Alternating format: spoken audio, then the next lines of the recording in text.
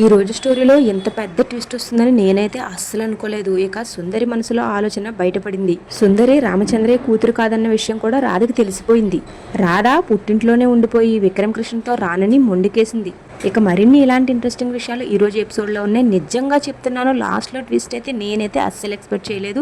చాలా పెద్ద ట్విస్ట్ అనే చెప్పాలి. ఇక లాస్ట్ వరకు చూడండి, ఆ ట్విస్ట్ మీకే తెలుస్తుంది. ఇక ఈ రోజు స్టోరీలో ఏం జరిగిందో తెలుసుకునే ముందు మన ఛానల్ని సబ్స్క్రైబ్ చేసుకుని బెల్ ఐకాన్ని ఆన్లో పెట్టుకోండి. బెల్ ఐకాన్ని ఆన్లో పెట్టుకుంటే మాత్రమే నేను పెట్టే వీడియో నోటిఫికేషన్స్ మీ మొబైల్లోకి వచ్చేస్తాయి. టీవీలో కంటే ముందుగానే మన ఛానల్లో మీ ఫేవరెట్ సీరియల్ చూసేయచ్చు. మీకు స్క్రీన్ మీద చూపిస్తున్నాను చూడండి. మన ఛానల్ని చాలా మంది సబ్స్క్రైబ్ చేసుకోకుండానే చూసేస్తున్నారు. సో ప్లీజ్ మీరు సబ్స్క్రైబ్ చేసుకుంటే నాకు మరింత హెల్ప్ అవుతుంది. సో నా ఈ చిన్న ఛానల్ని మీరు సబ్స్క్రైబ్ చేసుకుని మీ సపోర్ట్ అయితే నాకు అందించండి. ఇక లేట్ చేయకుండా ఈ రోజు స్టోరీలోకి వెళ్ళిపోదాం, వచ్చేయండి. మన హీరోయిన్ రాధ బస్ స్టాప్లో కూర్చుని దీర్ఘంగా ఆలోచిస్తూ ఉంటుంది నిన్న డెలివరీ బాయ్ చెప్పిన విషయాల గురించి. ఇక్కడ జరిగే సీన్ అయితే నేను అస్సలు ఎక్స్పెక్ట్ చేయలేదు. ఇక మన హీరో గారు సడన్ ఎంట్రీ ఇచ్చేస్తారు. ఇక వీళ్ళని కొట్టడానికి కాదు, మన హీరోయిన్ రాధకి ఐస్ క్రీమ్ తీసుకొస్తాడు. ఐస్ క్రీమ్తో మన హీరోయిన్ పక్కన కూర్చుంటాడు. ఇక మన హీరోయిన్ చూసిన రౌడీలందరూ జాయిగా అక్కడి నుంచి పారిపోతారు. ఇక్కడైతే నేను ఫైట్ సీన్ ఉంటుందేమో అని ఎక్స్పెక్ట్ చేశాను, కానీ టోటల్ డిఫరెంట్గా ఉంది. తర్వాత ఐస్ క్రీమ్ ఇచ్చి మన హీరోయిన్ రాధని కూల్ చేద్దాం అనుకుంటాడు హీరో గారు, కానీ మన హీరోయిన్ దగ్గర ఆ పప్పులేమీ ఉడకవు. ఇక మన హీరోయిన్ ఐస్ క్రీమ్ తీసుకుని దూరంగా విసిరేసి నాకేం అక్కర్లేదు నీ ఐస్ క్రీమ్ ఇచ్చి నన్ను ఐస్ చేద్దాం అనుకుంటున్నావా అని తిడుతుంది. దానికి మన హీరో గారు, అలా ఎందుకు అనుకుంటున్నావు, నీకు ఐస్ క్రీమ్ అంటే ఇష్టం కదా అని తెచ్చాను, నీ ఇష్టాలకి నేను ఇంపార్టెన్స్ ఇస్తాను అని చెప్తాడు. ఇక దానికి మన హీరోయిన్కి చాలా కోపం వస్తుంది. కోపంలో బాగా నవ్వుతుంది. కోపంలో నవ్వడం ఏంటి అనుకుంటున్నారా, అంటే జోక్ వేసావు కదా నవ్వుతున్నాను అని వెటకారంగా చెప్పి చాలా నవ్వుతుంది మన హీరోయిన్ రాధ. దానికి మన హీరో గారు అయితే కోపం వచ్చిందా, వదిలేసి వెళ్ళిపోయానని అని అడుగుతాడు. పక్క నుండి భవానీ శంకర్ ఇవన్నీ చూస్తూ ఉంటాడు. కానీ వీళ్ళిద్దరూ మాట్లాడుకుంటున్నారో పోట్లాడుకుంటున్నారో కూడా పాపం మన భవానీ శంకర్కి అయితే అర్థం కాదు. ఆ రాధ ఐస్ క్రీమ్ తిననని, మన హీరో గారు కూడా రానని చాలా ముందుకేస్తుంది. ఇంతలో దమయంతి భవానీ శంకర్కి ఫోన్ చేస్తుంది. రాధ చనిపోయిందని శుభవార్త చెప్పన్నయ్యా అని అడుగుతుంది. కానీ పాపం దానికి మన దమయంతికి భవానీ శంకర్ అయితే గట్టి షాక్ ఇస్తాడు. సారీ చెల్లమ్మా, నేను చంపేద్దామని అనుకున్నాను. కరెక్ట్ గా అదే టైంకి విక్రమ్ కృష్ణ గారు వచ్చి చచ్చాడు. ఇంకా చేసేదేమీ లేక అలా ఉండిపోయాను. ఇప్పుడు రాధకి వాడు ఐస్ క్రీమ్ కూడా తినిపిస్తున్నాడు అని చెప్తాడు. ఆగండి, అసలు స్కిప్ చేయొద్దు. ఇక్కడి నుంచే అసలు స్టోరీ అయితే మొదలైపోతుంది. ఈ దీనిలో ఇంకొంచెం సీన్ బ్యాలెన్స్ ఉంది, అది కూడా చెప్పేసిన తర్వాత అసలు మెయిన్ స్టోరీలోకి అయితే ఎంటర్ అయిపోదాం, వచ్చేయండి. మన హీరో గారు మన హీరోయిన్ రాధని బ్రతిమలాడతాడు. ఇక మన హీరోయిన్ కూడా ఐస్ కరిగినట్టుగా కరిగిపోతుంది. ఈ విషయాన్ని అంతటిని రన్నింగ్ కామెంటరీ చెప్తాడు భవానీ శంకర్ దమయంతికి. తర్వాత మన హీరోయిన్ అయితే మన హీరో గారిని ఐస్ క్రీమ్ తినిపించమని అడుగుతుంది. ఇక మన హీరో గారు కూడా అస్సలు లేట్ చేయకుండా ఇక ఐస్ క్రీమ్ అయితే తినిపించేస్తాడు. వీళ్ళు ఇలా బ్యాక్గ్రౌండ్ లో ఒక సాంగ్ వేసుకుంటారు. భవానీ శంకర్ చివరిలో ఒక విషయం అయితే క్లారిఫై చేసేస్తాడు దమయంతికి.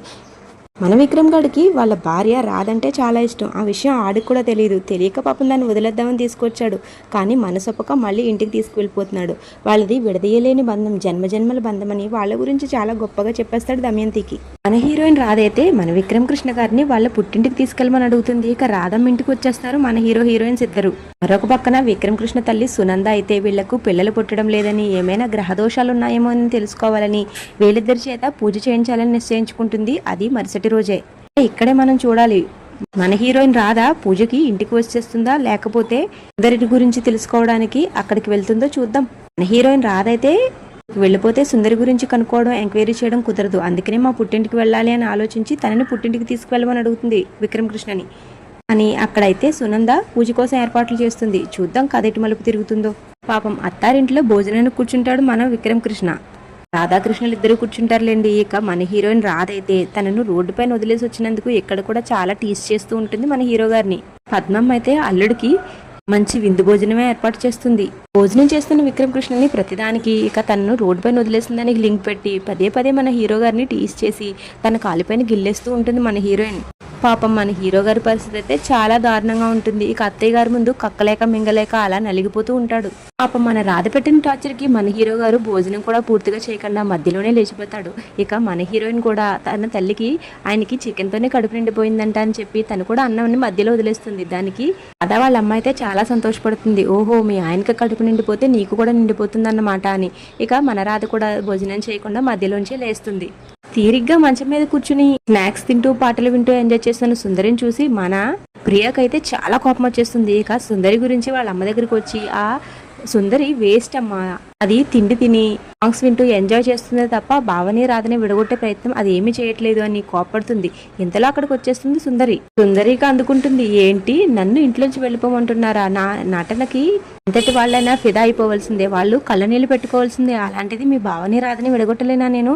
దేనికైనా టైం పడుతుంది అని చెప్తుంది. ఇక ఏంటి మేడం మీ అమ్మాయి ఇలా మాట్లాడుతుంది అని దమయంతి మీద కూడా అరుస్తుంది. దమయంతి కూడా ఇలా చెప్పేస్తుంది, నువ్వు వీళ్ళనంత తొందరగా వాళ్ళని విడదీస్తావు అనుకుంటుంది ప్రియ. అది లేట్ అయ్యేసరికి తను ఇలా మాట్లాడుతుంది అని చెప్తుంది. ఇక్కడే సుందరిలో అసలు నిజస్వరూపం బయటపడుతుంది. నేను బయటికి కనిపించేంత సాఫ్ట్ మనిషిని అయితే కాదండి, లోపల హార్డ్గా ఉంటాను. అసలు నా గురించి మీకు తెలియదు. నాకు ఒక పని అప్ప చెప్పారంటే అది 100% ఖచ్చితంగా చేసి తీరుతాను అని చాలా కాన్ఫిడెన్స్గా చెప్తుంది. ఇక క్లైమాక్స్లో నా ట్విస్ట్ చూడడానికి రెడీగా ఉండండి. ఇక ఎంత షాక్ అవుతారో మీ ఇష్టానికే వదిలేస్తున్నాను అని చెప్తుంది. దానికి ప్రియ, అంత ట్విస్ట్ ఇస్తావా అని అడుగుతుంది. మీకు తెలియదు కదా, అలా చూస్తూ ఉండండి అని సమాధానం చెప్తుంది సుందరి.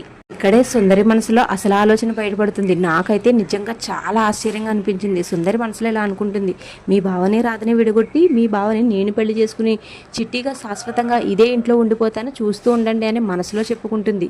ఇప్పటి వరకు మన హీరో గారికి ఇద్దరే, ఇక నుంచి ముగ్గురు అనమాట మన సీరియల్లో హీరోయిన్లు. అదేనండి, హీరోయిన్ ఒకద్దేలే, మళ్ళీ నా మీద మీరు కోపడద్దు. మన హీరో గారి కోసం పోటీ పడుతున్న వాళ్ళు అనుకుందామా? ఒక పక్కన రాధ అనుకుంటున్నట్టే ఇక మన హీరో గారిని అయితే రెచ్చగొడుతుంది, నేను రాను, నువ్వు నన్ను రోడ్డు మీద వదిలేసావు కదా అని. ఇక కోపంతో పాపం మన హీరో గారు అయితే అక్కడి నుంచి వెళ్ళిపోతాడు.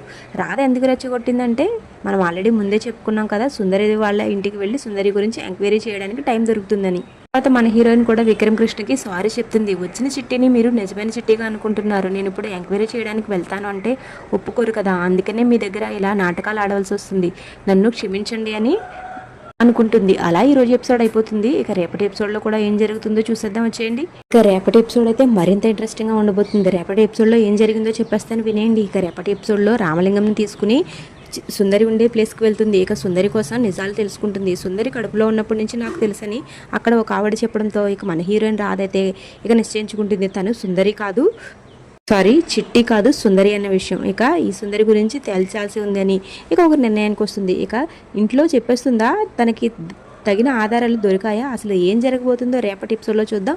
అప్పటి వరకు మన ఛానల్ సబ్స్క్రైబ్ చేసుకుని బెల్ ఐకాన్ని ఆన్లో పెట్టుకోండి. ఈ వీడియోకి లైక్ చేయడం మాత్రం అస్సలు మర్చిపోవద్దు. Thank you so much for watching.